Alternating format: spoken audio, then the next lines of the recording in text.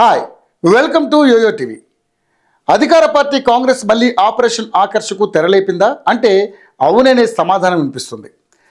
రేవంత్ సర్కార్ వైపు పథకాల అమలు అభివృద్ధి పనుల్లో బిజీగా ఉంటే బీఆర్ఎస్ పార్టీ మాత్రం ప్రభుత్వంపై ఆరోపణలకు పూనుకుంటుంది. అంతేకాకుండా కింది స్థాయి నాయకుల నుంచి నరుక్కొచ్చే ప్రోగ్రాంను పెట్టుకుంది. ఇందులో భాగంగానే జిహెచ్ఎంసీలో అవిశ్వాస తీర్మానానికి పెట్టేందుకు రంగం సిద్ధం చేసింది. ఇక ఇటీవలే మేయర్ గద్వాల విజయలక్ష్మి మున్సిపల్ బడ్జెట్ను ప్రవేశపెట్టారు. ఈ సందర్భంగా జరిగిన సమావేశంలో గందరగోళం నెలకొంది. కాంగ్రెస్, బీజేపీ, బీఆర్ఎస్ కార్పొరేటర్ల మధ్య వాగ్వాదం జరిగింది. ఈ నేపథ్యంలో తర్వాతి రోజు బీఆర్ఎస్ జిహెచ్ఎంసీ సన్నాహక సమావేశం నిర్వహించింది. తెలంగాణ భవన్లో కేటీఆర్ అధ్యక్షతన ఈ సమావేశంలో ఎమ్మెల్యేలు, ఎమ్మెల్సీలు, కార్పొరేటర్లు పాల్గొన్నారు. మీటింగ్కు మొత్తం 35 మంది బీఆర్ఎస్ కార్పొరేటర్లు హాజరయ్యారు.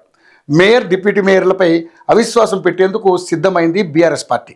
ఈ సమావేశంలో దీనిపై చర్చ జరిగినట్లుగా తెలుస్తోంది. పార్టీ మారిన మేయర్, డిప్యూటీ మేయర్ తమ పదవుల నుంచి వైదొలగాలని కౌన్సిల్ మీటింగ్లో బీఆర్ఎస్ డిమాండ్ చేసింది. కౌన్సిల్ హాల్లో బైఠాయించి నిరసన తెలపాలని కార్పొరేటర్లు నిర్ణయం తీసుకున్నారు. ఈ డిసెంబర్తో మేయర్, డిప్యూటీ మేయర్ పదవులకు 4 ఏళ్లు పూర్తవుతుంది. ప్రస్తుతం ఉన్న సంఖ్యాబలంతో మేయర్, డిప్యూటీ మేయర్ పదవులు తమకే దక్కుతాయంటూ ధీమాను వ్యక్తం చేస్తున్నారు బీఆర్ఎస్ నేతలు. ఇదిలా ఉంటే ఇప్పటికే మేయర్, డిప్యూటీ మేయర్లు బీఆర్ఎస్ కండువా తీసేసి కాంగ్రెస్ కండువా కప్పుకున్నారు. దీంతో బీఆర్ఎస్ అధిష్టానం నిర్వహించిన ఈ సమావేశం కీలకంగా మారింది. ఎవరు హాజరవుతారు, ఎవరు హాజరు కావడం లేదనే ఉత్కంఠకు తెరపడింది. ఈ కీలక సమావేశంలో 5 మంది ఎమ్మెల్యేలు హాజరు కాకపోవడం తీవ్ర చర్చకు దారితీసింది.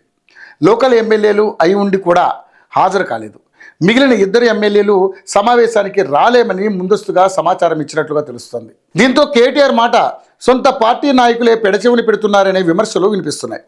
మరోవైపు ఇప్పటికే కాంగ్రెస్లో చేరేందుకు వీరంతా సిద్ధంగా ఉన్నారనే టాక్ రాజకీయ వర్గాల్లో మొదలైపోయింది.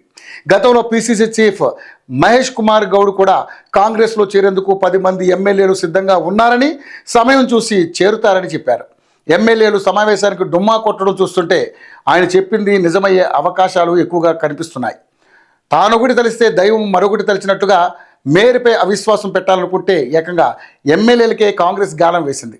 మరి ఈ డుమ్మా కొట్టిన ఎమ్మెల్యేలు ఎవరు, ఎందుకు రాలేదు, వీరిపై అధిష్టానం ఎలాంటి చర్యలు తీసుకుంటుంది, నిజంగానే కాంగ్రెస్లో చేరేందుకు సిద్ధమయ్యారా అనేది తెలియాలంటే కొద్ది రోజులు వెయిట్ చేయాల్సి తప్పదు.